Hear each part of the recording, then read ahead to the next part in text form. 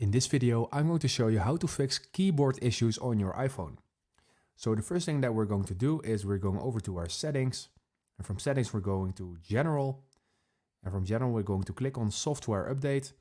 And to start off, you need to be sure that you are updated to the latest version of iOS, because these versions will actually solve a lot of bugs, including keyboard issues.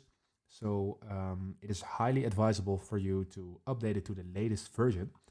And if you have this done and you still are facing the issues, then the next thing you can do is pretty general, but it is to restart your phone.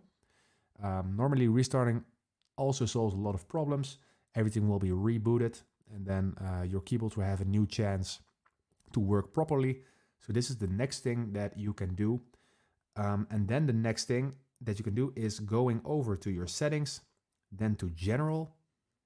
Then you're going to scroll all the way down, and here you see transfer or reset iPhone. We're going to click on this, and now we're going to click on reset. And in here we see an option, reset keyboard dictionary. And this is an option that you can select. This will not delete any personal data. This will just reset your keyboard dictionary. So if you are facing problems with your keyboard still, then you can reset the keyboard dictionary to try and solve it. Then we click on back, because there is another option we can use.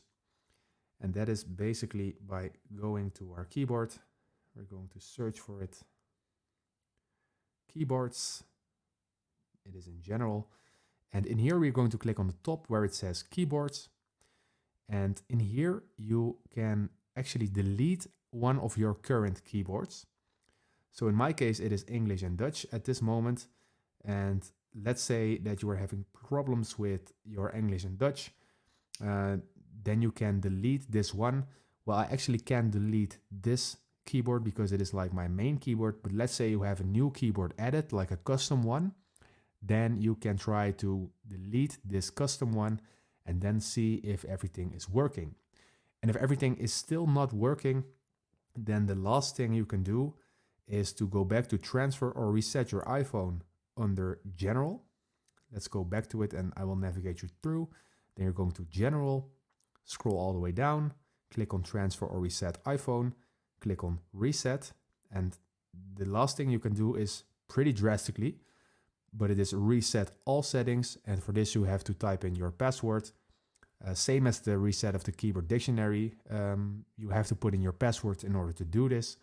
But to reset all the settings, it is a pretty drastic decision, of course.